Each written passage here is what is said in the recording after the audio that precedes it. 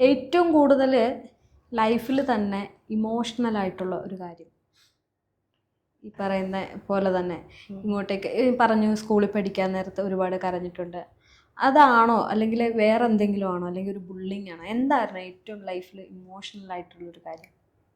Basically ഞാൻ ഭയങ്കര emotional ആയിട്ടുള്ള ഒരാളാണ്. പെട്ടെന്ന് ഞാൻ കരയും. എന്ത് വന്നാലും ഞാൻ പെട്ടെന്ന് കരയുന്ന ഒരാളാണ്.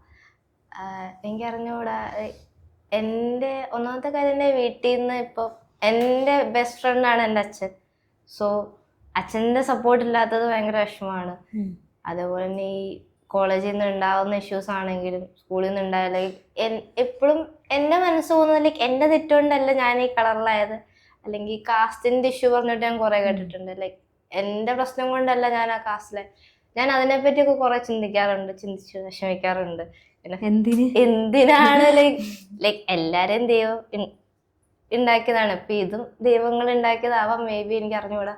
പക്ഷെ ലൈക്ക് ഈ ഒരു കളറ് അപ്പോൾ പിന്നെ എല്ലാവർക്കും ഞാൻ വീണ്ടും പറയണേ, നല്ല സ്കിൻ ടോൺ ആണ്. പറയുന്നവര് പറയട്ടെ, അവർക്ക് എന്ത് വേണമെങ്കിലും പറയാം. ഞാൻ ഇപ്പം ചോദിച്ചു വന്നത് ഈ കളർ ടോണോ അല്ലെങ്കിൽ അതൊന്നും, അതെന്തായാലും ഇനി എത്ര നാള് നമ്മൾ ചെയ്ത് പോയാലും സൈഡിൽ നിന്ന് ഒരാൾ കുത്തും.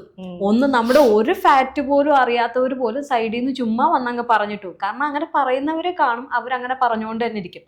മൂവ് ഓൺ ചെയ്യുക അല്ലെങ്കിൽ അതിനെ മൈൻഡ് ചെയ്യാതെ മുന്നോട്ട് പോവുക എന്നുള്ളതാണ് നമ്മുടെ.